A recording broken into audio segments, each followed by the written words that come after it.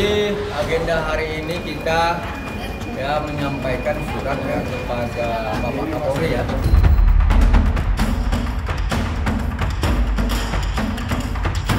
Langkah kita selanjutnya adalah kita akan menyurati Wasum dan juga akan menyurati Kadif Propam.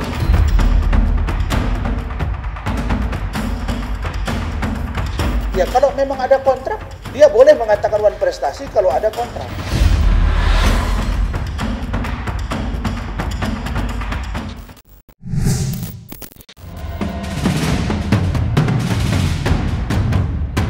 Kelanjutan drama polemik hukum yang menyeret nama selebritis Nikita Mirzani dan seterunya Dr. Reza Gladys memang masih dinanti-nantikan. Akan tetapi, kedua belah pihak nampaknya masih belum lelah untuk terus melanjutkan geliatan pergerakan mereka masing-masing. Pihak Reza Gladys contohnya, ia sepertinya belum juga putus asa untuk menyeret dua nama terlapor lain ke dalam perkara ini.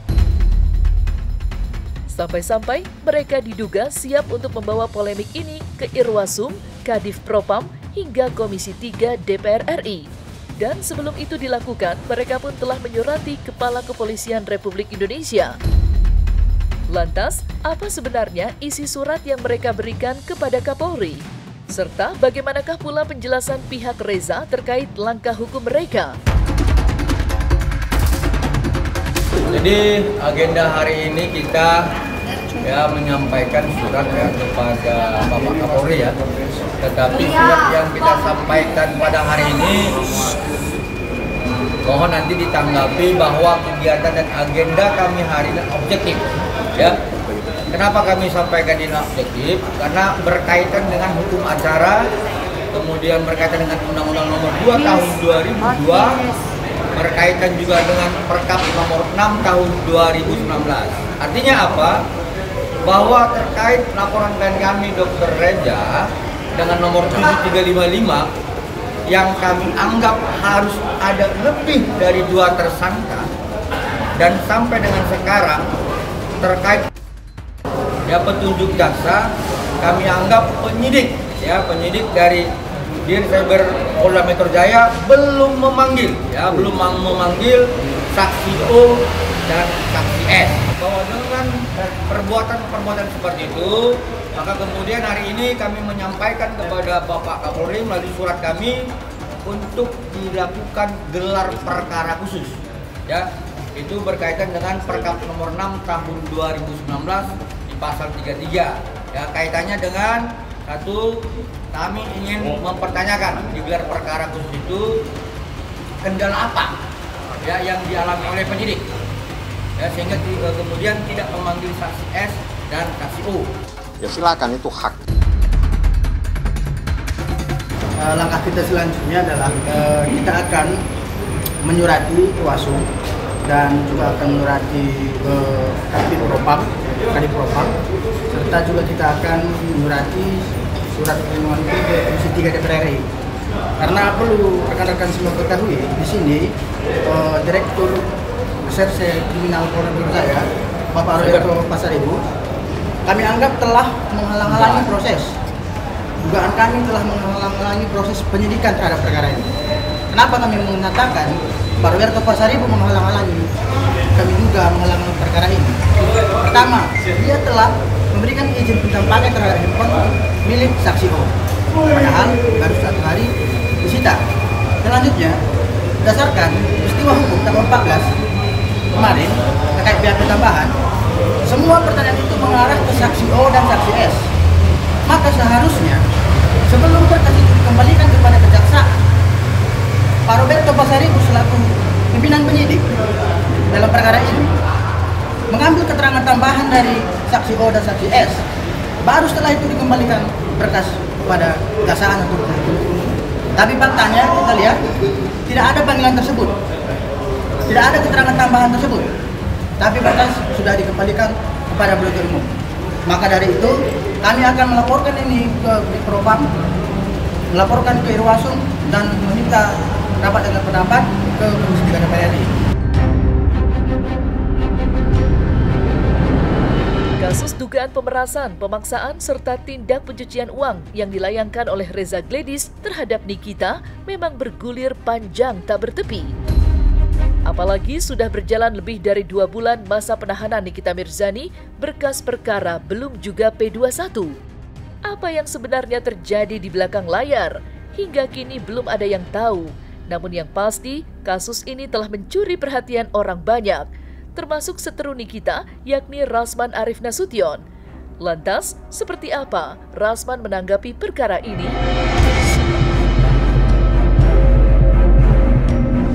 Jadi, untuk kasus ini, saya sampaikan kepada kawan-kawan, saya prihatin, saya ingin Polda Metro memberikan kepastian lewat Kejaksaan Tinggi DKI terkait kasus yang menimpa Nikita Mirzani yang telah ditahan kalau saya tidak salah 2 bulanan. Jadi ini kan saling serang gitu.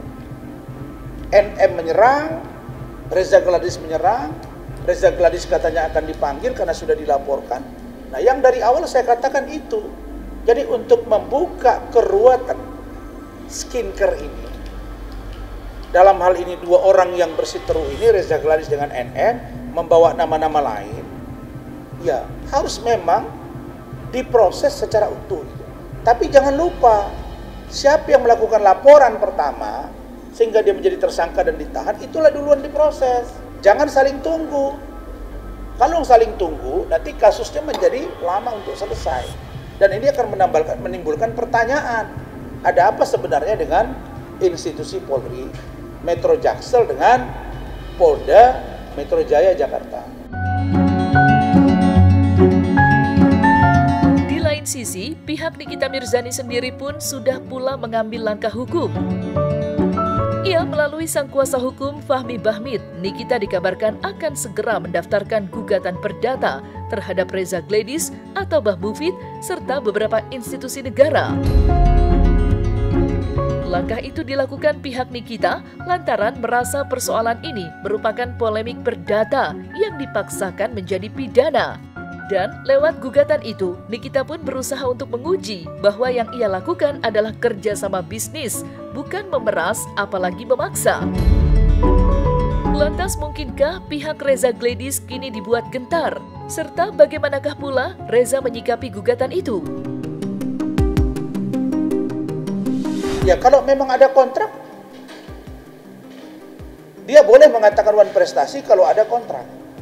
Kontrak perjanjian 1 atau 2 orang dengan para pihak itu mengikat, menjadi fakta hukum, namanya fakta sunt servanda. Ini nggak bisa dibiarkan begitu saja. Kalau ada, nah pengakuan Reza Gladys dan suaminya atau Bah Mufid tidak ada kontrak kan itu, ya tinggal dibuktikan saja oleh penyidik. Kalau memang tidak ada kontrak berarti gugur. Tapi kalau ada kontrak ada wan prestasi. Nah pertanyaannya, wan prestasi bisa jatuh pidana atau perdata? Nah, kalau jatuhnya di pidana, monggo. Apa dulu yang ditipu atau digelapkan? Kalau jatuhnya perdata, misalnya wan prestasi, bawa ke perdata, gugat di sana. Kira-kira begitu. Tapi yang pasti dalam pikiran kita mengatakan bahwa ini something wrong. Bagaimana mungkin duit mengalir 4 miliar untuk orang tidak cuap-cuap terhadap satu produk? Kan orang nggak bodoh juga. Ngapain juga dikomentari itu kalau memang tidak ada masalah. Yang kedua, kenapa juga harus dibayar kalau memang produk kita aman? Kan itu, poinnya di situ. Jadi begini, wan prestasi itu unsurnya pertama ada perjanjian. Ya, kemudian ada yang ingkar janji terhadap perjanjian itu, lalu diperingatkan bahwa dia sudah lalai. Nah, terhadap ketentuan unsur wan prestasi, ya saya pastikan klien kami Dr. Reza tidak pernah melakukan perbuatan wan prestasi kalau dilihat dari unsur dari wan prestasi. Dan kemudian kalau kita lihat unsur pertama dari wan prestasi adalah adanya sebuah perjanjian kesepakatan. Sebenarnya klien kami nggak mempunyai kesepakatan terhadap tersangka NM dan tersangka IM. Yang ada adalah dia memberikan sesuatu dalam tekanan seperti itu. Ya, jadi kami anggap bahwa tidak terpenuhnya wan prestasi itu, apalagi adanya sebuah kesepakatan yang disampaikan kuasa hukumnya tersangkanya. Seperti itu. Anda baru tahu kan kalau itu adalah ada perjanjian, yang Anda sendiri baru tahu saat ini bahwa itu adalah kesepakatan. Dan kalau kesepakatan itu dipersoalkan itu adalah namanya wan prestasi. Kalau wan prestasi itu adalah persoalan keperdataan, bukan pidana ya. Yang pasti kalau kita dalam hukum pidana, kita harus melihat ya unsurnya itu ada atau tidak ada, lemah atau kuat, seperti itu. Tapi kan biasa juga unsur itu yang lemah juga kuatin, yang nggak ada dia dadain, biasa seperti itu. Makanya kemudian tentang persoalan itu nanti akan diperdebatkan dalam persidangan. Tapi kalau kita melihat tetap unsur itu nggak ada, itu lemah. Seperti itu. Ini sangat menarik agar kita betul-betul bisa memaknai satu proses dari kasus Nikita Mirzani ini sangat menarik dan sangat menguras energi baik di masyarakat, baik praktisi hukum, baik pihak kepolisian dan juga pihak kejaksaan. Apalagi ada tahapan baru, ternyata dari pihak Nikita Mirzani melakukan gebrakan melalui pengacaranya yaitu Bapak Fahmi, Dr. Fahmi, itu mengajukan gugatan wan prestasi. Dan ini nggak main-main. Di situ nanti akan terlihat bagaimana gugatan itu berjalan, apa-apa aja bukti-bukti dari pihak penggugat dan pihak tergugat. Pak Reza Gladisnya gimana sih Bang tanggapannya? Santai ya. Jadi kan gini, yang pasti adalah setiap warga negara berhak untuk melaporkan ya, bahwa dia menjadi korban atau kerugian seperti itu. Tetapi kita juga akan melihat apakah unsur itu dapat terpenuhi atau tidak. Tetapi secara hukum normatif ya, itu disampaikan kepada rekan-rekan media. Saya salah satu penganut hukum Kelsen yang hukum positif ya. Kalau saya tidak lihat ada unsurnya yang terpenuhi, saya tidak khawatir. Dan kami juga tidak khawatir karena peristiwa-peristiwa itu bukan seperti yang dituduhkan oleh si tersangka NM ini. Seperti itu. Kemarin, Rasman Arief Nasution pun sempat membagikan kabar terbaru terkait salah satu laporan polisi yang mewarnai kisah perseteruannya dengan Nikita Mirzani. Detailnya tentang kisruh dugaan membuka data pribadi yang dilaporkan oleh Nikita di Polda Metro Jaya.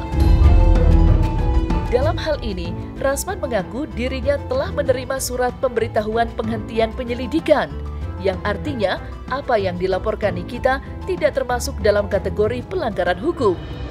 Menurut Rasman, penghentian penyelidikan atas laporan polisi tersebut berkaitan dengan tempus delikti atau waktu terjadinya tindak pidana. Lantas, seperti apa penjelasan lengkap Rasman terkait hal tersebut?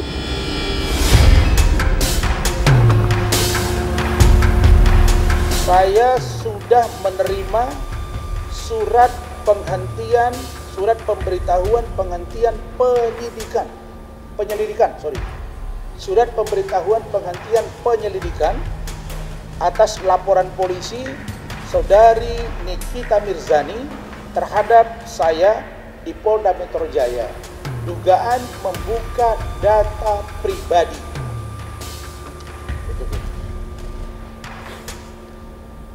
Ini suratnya ya.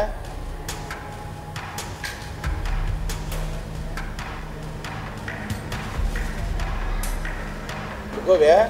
Nah, di sini dinyatakan bahwa telah melakukan gelar perkara terhadap laporan polisi tersebut, dihentikan penyelidikannya dengan alasan dalam hal ini Undang-Undang Perlindungan Data Pribadi tidak bisa dikenakan terhadap terlapor karena tempus delikti ialah 20 September 2024 berdasarkan pasal 74 Undang-Undang Nomor 27 Nomor Tahun 2022 tentang Perlindungan Data Pribadi berlaku paling lama 2 tahun sejak diundangkan, yaitu artinya berlaku sejak 17 Oktober 2024 dan tidak berlaku surut, sehingga sejak tanggal 20 April 2025 tidak masuk dalam kategori perbuatan pelanggaran hukum. Bagaimana dengan laporan Pak Rasman yang lain? Di Polres Metro Jakarta Selatan, dugaan penganiayaan, dugaan pencemaran nama baik melalui Undang-Undang IT. Bagaimana dengan laporan Nikita Mirzani terhadap saya dan istri saya, yang dua-dua ini naik sidik? Nah, untuk persoalan ini, saya dan tim hukum saya Pak Licumanan, Saudara Rahmat, Rustina dan lain-lain, kita melakukan komunikasi yang intens. Secara jujur, saya secara pribadi memang agak sedikit menimbulkan pertanyaan-pertanyaan yang mendalam. Kenapa sampai kasus NM ini begitu berlarut-larutnya? Belum juga P21 di Kejaksaan Tinggi DKI. Begitu juga dengan Fadel. Terlepas dari rumitnya peperangan hukum yang terjadi di luar sana, Nikita masih saja harus menjalani hari-hari di balik jeruji besi. Ya, mirisnya lagi, Nikita Mirzani sebenarnya sedang menanti-nantikan rilisnya salah satu film layar lebar yang diperankan olehnya. Jelang 120 hari masa penahanannya, Nikita berpotensi melewatkan jadwal penayangan film tersebut. Padahal, proses pengambilan gambar sudah dilakukan oleh Nikita sejak 2 tahun yang lalu. Yang kemudian dilanjutkan dengan proses pengeditan film. Namun sayang, ketika film tersebut siap tayang, Nikita justru terancam absen. Meski begitu, doa dan dukungan tetap mengalir untuk Nikita dari lawan mainnya di film Syirik. Ya kalau kita semuanya mensupport, doakan tentunya ya. Kita juga komunikasi, artinya saya juga ke sana ke Polda.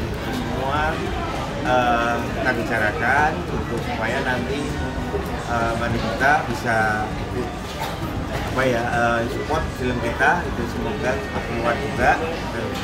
Ya bisa bareng-bareng kita lah sebenarnya kayak gitu. Selama 2 tahun itu juga kita juga komunikasi terus ya sama teman-teman yang lain. Karena 2 tahun itu bukan yang kita vakum, tapi 2 tahun itu gimana kita effort untuk membangun segala macam. Jadi termasuk dubbing segala macam itu kita masih komunikasi waktu itu ya.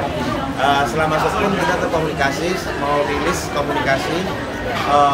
Saya juga bawa trailernya, saya juga bawa beberapa filmnya, potongan filmnya. Mbak Nikita juga melihat itu semua. Kalau sama Kak Niki kan kita jatuhnya seperti kita berkompetisi, karena kita mau dapetin, kita berkompetisi untuk menjadi penarik utamanya. Jadi kalau sama Kak Niki sendiri, kita sendiri juga banyak yang gimana, cuman kesulitan itu membangun chemistry dengan rasa ya, tapi kita harus banyak-banyak ngobrol tentang masa kecil Sari dan Said. Saya sama Nikita itu waktu saya pengen penelitian kita untuk saya jadikan wayang. Jadi syutingnya itu di Puncak Bukit Kota Batu.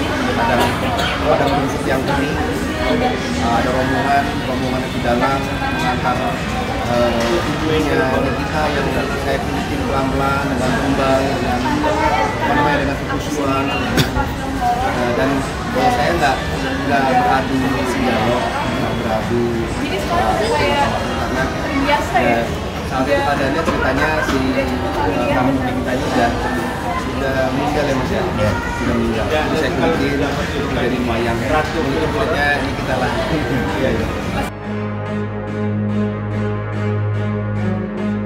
Selesai sudah Cumi Lovers, saksikan terus Cumi Camp In Depth, kabar lengkap, mendalam dan akurat dari narasumber terpercaya.